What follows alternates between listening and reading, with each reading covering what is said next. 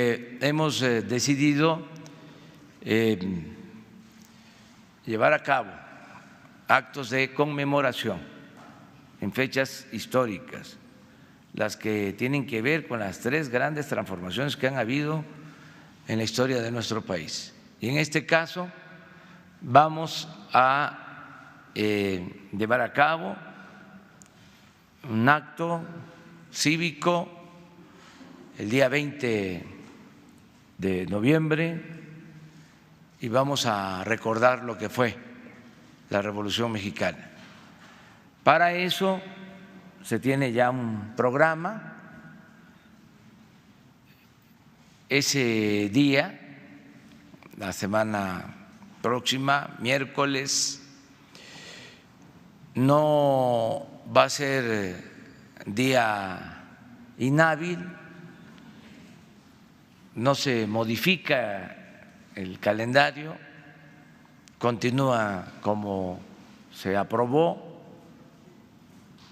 pero el miércoles procurando informar para que se sepa por dónde va a llevarse a cabo esta representación, no afectar el tráfico o lo menos posible, informando, dando opciones, dando alternativas en coordinación con el gobierno de la ciudad.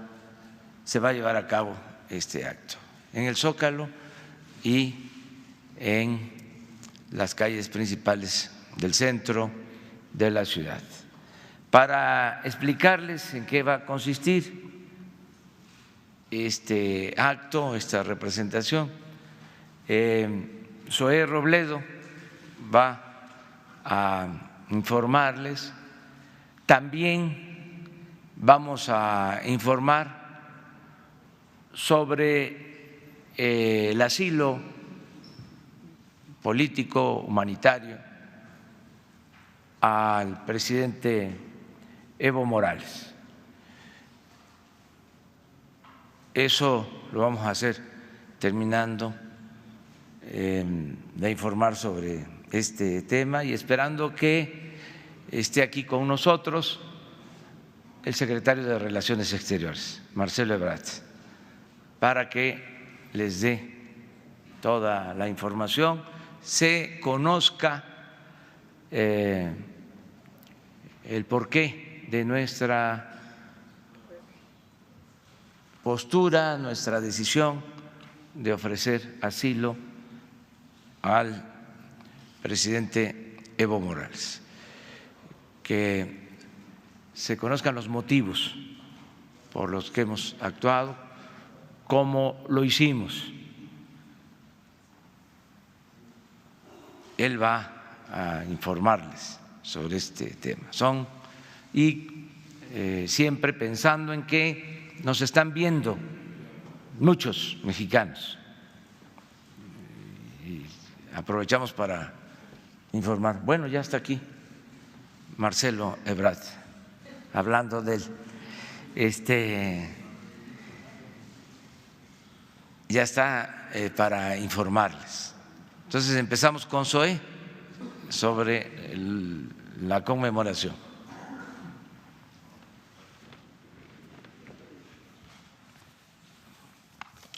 Con su permiso, señor presidente, muy buenos días a todas y a todos. De acuerdo con el decreto presidencial del 3 de septiembre del 2019, en el que se constituyó la Comisión de Condecoraciones, nuestro objetivo es, como ya lo ha mencionado el presidente, resignificar, revalorar, redignificar la forma como conmemoramos hechos, procesos y a personajes de la historia de México, dotarles de contenido, que los eventos sean educativos, didácticos y que convoquen a todos a una amplia reflexión y a una amplia discusión sobre nuestra historia. Hoy presentamos las actividades relativas al 109 aniversario del inicio de la Revolución Mexicana y lo que verán a continuación es el trabajo coordinado de muchas instituciones, la Secretaría de Gobernación, la Secretaría de la Defensa Nacional, la Secretaría de Marina, la Secretaría de Cultura, la Secretaría de Educación Pública, la Coordinación de Memoria Histórica, el Sistema Público de Radiodifusión, la Vocería del Gobierno Federal, la Secretaría Particular de la Presidencia, el Gobierno de la Ciudad de México y el Instituto Mexicano del Seguro Social. Lo primero es, bueno, ¿cuándo vamos a conmemorar la Revolución? Pues en el día correcto, el 20 de noviembre será ese miércoles cuando conmemoremos la Revolución. A partir de que pues fue el 20 de noviembre de 1910 a las 6 de la tarde, el día elegido por Francisco I. Madero para convocar a toda la población de la República a levantarse en armas contra el gobierno que tuvo por origen la violencia y el fraude, como decía el Plan de San Luis. En segundo lugar, ¿cómo vamos a conmemorar este año la Revolución? Bueno, de la forma como se hizo durante muchísimos años, con un desfile. El primer desfile de la Revolución se llevó a cabo en 1930 y tuvo diferentes momentos, la parada militar y deportiva, y en 2014 se dejó de hacer el desfile del 20 de noviembre, se dejó de celebrar y se priorizaron otras cosas, el fin de semana largo, el Buen Fin y todo esto. Ahora lo estamos retomando. ¿Cómo será este desfile y cómo serán el resto de las actividades alusivas al 20 de noviembre? Pues serán de carácter histórico, cultural, artístico y educativo. Vamos a ver nuevamente a la gesta armada como un proceso emancipador en el que hombres y mujeres dieron su vida para sentar las bases del Estado social, democrático y de derecho. La revolución pues vista como un momento de transformación, la tercera transformación de la vida pública de México.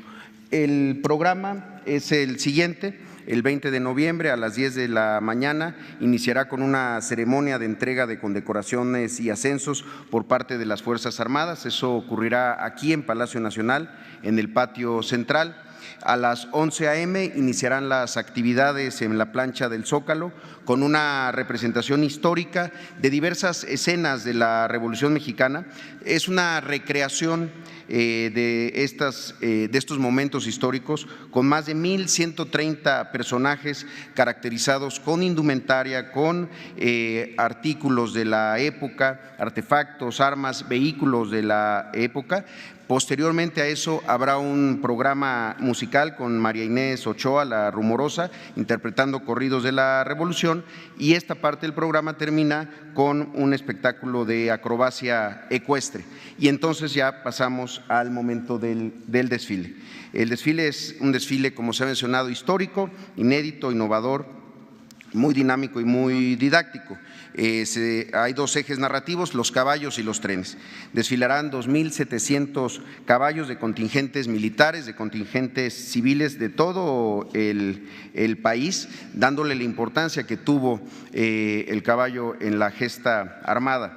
Iniciará el desfile con los precursores de la Revolución, las huelgas de Cananea, las huelgas de Río Blanco, seguidas de la Prensa Libre, los hermanos Flores Magón, y después agrupamientos revolucionarios con jinetes que van a ir representando al maderismo, una columna de jinetes zapatistas, el bloque villista con la División del Norte, un bloque constitucionalista y un elemento más, un contingente alusivo al papel de la mujer en la Revolución, con Carmen Cerdán a la cabeza. También durante toda esta parte del desfile se irán distribuyendo y repartiendo cerca de 10,000 postales con fotografías de la época revolucionaria que pertenecen a varios archivos históricos. Otro ingrediente importante, si podemos pasar a la siguiente, es el tema de los trenes, las locomotoras en la Revolución. Decía Carlos Monsiváis: el tren es el espacio vital de la lucha, el sustento, el génesis. Allí transitan y se establecen las pasiones. En su inmovilidad o en su fuga se cifran todas las esperanzas y los anhelos. Es el paisaje y la esencia de la revolución, su símbolo. Y para eso tenemos a una invitada muy especial que se llama Petra, una locomotora de 1899, la FCI número 67, perteneciente al Ferrocarril Interoceánico. Es una locomotora de 15.6 metros de largo, 3 metros 70 centímetros de altura y 66 toneladas de peso. La idea es traerla desde el Museo de la Revolución. Formó parte del ferrocarril interoceánico que fue dominado por el ejército zapatista y se le ha bautizado así, con ese nombre, como Petra, en honor a la revolucionaria norteña Petra Herrera, que comandó una brigada de mujeres en la toma de Torreón. Esta locomotora dejó de circular en 1968, estuvo durante algún tiempo en el Monumento a la Revolución y después estuvo durante varios años en el Museo de los Ferrocarrileros, y ahora la tendremos durante algunos días aquí en la plancha del Zócalo. A ella la acompañarán 2 carros de ferrocarril, uno de pasajeros y un coche express. Su traslado es todo un reto logístico y de verdad que será un momento histórico para recordar la historia de la Revolución y la importancia de los trenes en la misma. Otras actividades que habrá ese mismo día, del 20 de noviembre, se van a instalar sets fotográficos con imágenes de la época de la Revolución, con fotografías históricas del archivo Casasola en tamaño real, para que la gente pueda acudir con sus familias, con sus amigos, a formar parte de estas escenas revolucionarias y llevarse un recuerdo del archivo Casasola. También la Secretaría de Cultura de esta forma está organizando un mural viviente. Se trata de La Maestra Rural, el mural de Diego Rivera, que servirá también para recordar que la educación rural es también resultado directo de los derechos sociales surgidos de la Revolución. De esa misma manera, en el Zócalo, posterior al desfile, la Sedena instalará la exhibición museística Revolución Mexicana, la tercera transformación, en donde también los visitantes podrán conocer más sobre los hechos acontecidos durante este proceso, con el personal que va a participar en la representación escénica histórica. Adicionalmente a eso, se instalará una fotografía monumental sobre la calle Madero, antes Plateros, de la entrada triunfal del Ejército Popular de la Convención de Aguascalientes, y estará acompañada de la explicación de destacadísimos historiadores sobre la importancia de este suceso de 1914, la entrada del Ejército Popular, encabezados por Pancho Villa y Emiliano Zapata. La ruta del desfile es esta, partirá alrededor de las 12 del día de la plancha del Zócalo, pasará por la calle 5 de Mayo para incorporarse después a Reforma hasta Campo Marte, donde es su conclusión. En varios de estos puntos habrá narrativas del desfile, tanto desde luego del punto de partida en el Zócalo y después en varios puntos que se darán a conocer. Estamos invitando a todas, a todos a asistir a esta conmemoración el 20 de noviembre para acompañarnos presencialmente y también en el sistema público de radiodifusión, que ha organizado una transmisión de las actividades conmemorativas a través de diversos medios públicos, que empezarán a las 10 de la mañana con un programa histórico sobre la Revolución en el que participan destacadas y destacados historiadores que permitirán dar un contexto mucho más amplio y una reflexión sobre el impacto de esta transformación que nos antecede. Posterior al 20 de noviembre, bueno, si pudieran poner el spot de invitación que está ahí, que se empezará a transmitir ya a partir del día de hoy.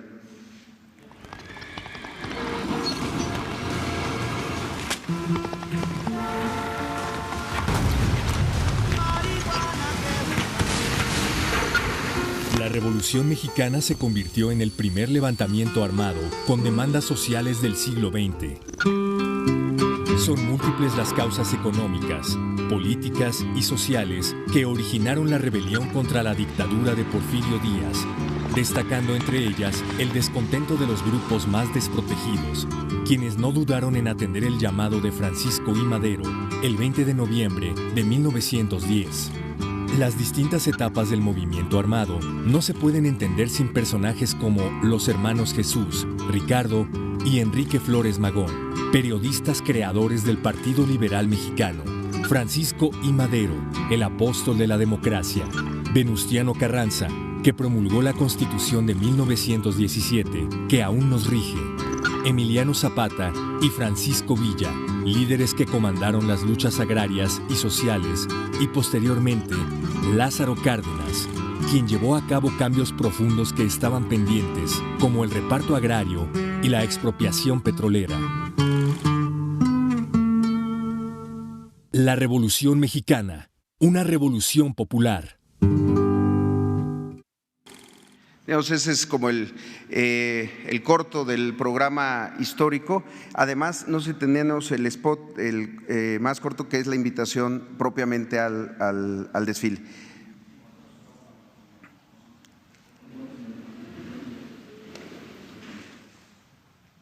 Este 20 de noviembre asiste al Zócalo capitalino para presenciar el desfile conmemorativo del inicio de la Revolución Mexicana. Recuperemos nuestra historia. Te esperamos el miércoles 20 de noviembre a partir de las 10 horas en el Zócalo de la Ciudad de México. Gobierno de México.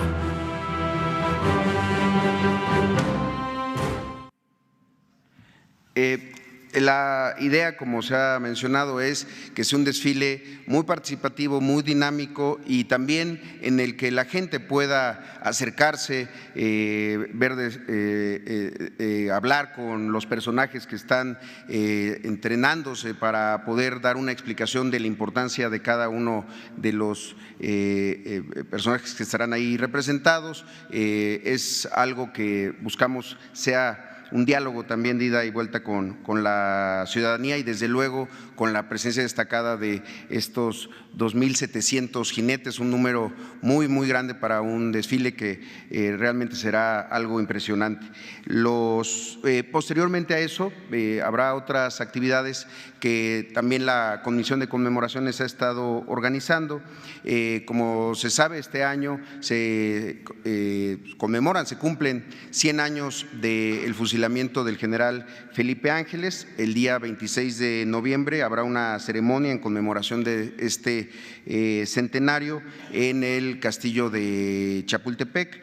Y también por la tarde habrá la representación durante todo un mes de la obra Felipe Ángeles de Elena Garro en el Teatro Calleja del Seguro Social. Además de eso, se está poniendo a disposición de todas las instituciones de una exposición fotográfica organizada por el Instituto de las Revoluciones y Memoria Histórica. Felipe Ángeles, a 100 años de su fusilamiento, estará en diversas estaciones del metro, en recintos legislativos de todo el país, en el propio Teatro Calleja, en el Colegio Militar, y se buscará que esté a disposición de quien quiera montar esta exposición de fotografías sobre la vida y la muerte también de Felipe Ángeles. La intención de la comisión es que este programa sea el comienzo de una tradición anual de desfiles, de actividades que permitan sobre todo la reflexión personal, íntima de cada uno de los mexicanos, de las mexicanas, y también honrar de manera continua a las mujeres y hombres que iniciaron y consumaron la tercera transformación nacional. Es cuanto, señor presidente. Pues esto es por lo que corresponde a la conmemoración del 20 de noviembre. Y ahora vamos a pedirle al secretario de Relaciones Exteriores, Marcelo Ebrard, que informe sobre el asilo al presidente Evo Morales. Con su permiso, señor presidente. Bueno, como ya ustedes tienen la información, el día de ayer recibimos la comunicación por parte de Evo Morales de aceptar el ofrecimiento de asilo que México ofreció. A raíz de ello, se instruyó por parte del señor presidente que se trasladara una aeronave de nuestra Fuerza Aérea para pasar literalmente a Bolivia por Evo Morales. Bueno, serían muchos los detalles, pero me voy a referir a los puntos principales. Ha sido como un periplo por diferentes espacios y decisiones políticas. En primer lugar, la ruta que se eligió fue a través de Lima, Perú. Se pidió autorización al gobierno de ese país, se nos otorgó. La aeronave bajó en Lima, Perú, como primer punto de contacto. Ahí tuvo que esperar porque para poder conseguir las autorizaciones en Bolivia correspondientes, pues ya se imaginarán ustedes el problema, en virtud de que están en medio de un proceso político muy complejo y entonces no está claro quién decide qué. Al final del día se otorgó el permiso por las autoridades competentes en Bolivia y se le dio instrucción a la aeronave que viajara. Despegaron de Lima y cuando llegaron al espacio aéreo de Bolivia les dijeron que no, que ese permiso ya no era el válido. Oiga, pero ya estoy aquí en vuelo. Sí, pero no pueden pasar al espacio aéreo. Entonces hubo que retornar a Lima. Ahí en Lima esperar varias horas para poder conseguir la autorización que finalmente, con la valiosa intervención de nuestra embajadora, del subsecretario de América Latina y del de la Voz, finalmente el comando de la Fuerza Aérea fue el que otorgó el permiso para que pudiéramos ir. Lo cual también dice quién tiene el poder ahorita en Bolivia. Entonces, pasó la aeronave, llegó al aeropuerto donde estaba esperándonos Evo Morales y la ruta que teníamos prevista para retornar pues era la misma, regresar por Lima, después sale a aguas internacionales y de ahí hasta México. Pero ya casi por salir, esto estoy hablando hora de México, ya alrededor de las 7:30 de la noche, el gobierno del Perú, por vía de su canciller, me comunicó que por valoraciones políticas se suspendía ese permiso para bajar en Lima a recargar combustible y retornar a México. Entonces, eso fue muy difícil, muy tenso, porque en el aeropuerto donde estaba Evo Morales en ese momento, pues ya había una situación difícil por dos razones. Primero, porque los seguidores o simpatizantes de él estaban en torno al aeropuerto y al interior del aeropuerto había elementos de las Fuerzas Armadas de Bolivia. Entonces fueron un periodo de los de mayor tensión para nosotros. Finalmente hubo que conseguir una ruta, un plan B, pero en lo que conseguíamos ese plan B se pudo haber dado una situación muy difícil en el propio aeropuerto, ya estando Evo Morales a bordo de la aeronave de la Fuerza Aérea de México. Fue el peor momento, por supuesto. Hablamos con Paraguay. Yo establecí contacto con el canciller que amablemente me atendió.